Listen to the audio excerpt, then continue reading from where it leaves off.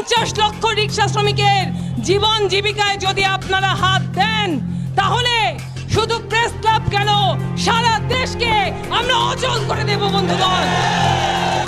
বন্ধুগণ, আমরা বারবার বলেছি ব্যাটারি চালিত যানবাহনে একটা নীতিমালা করেন।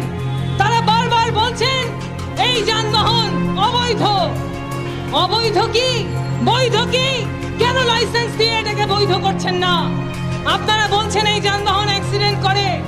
আমরা বলছি কোন যানবাহন অ্যাক্সিডেন্ট করে না?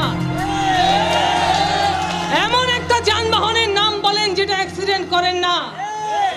আমরা বলছি ব্রেকের সমস্যা, ডিজাইনের সমস্যা, প্রত্যেকটা জিনিস এখানে ডিজাইন করে এগুলিকে মডিফাই করা সম্ভব। এগুলিকে আপনি রিপেয়ার করতে পারবেন, ডিজাইন করতে পারবেন। মানুষের ক্ষুধা আপনি রিপেয়ার করবেন কিভাবে? মানুষের ক্ষুধা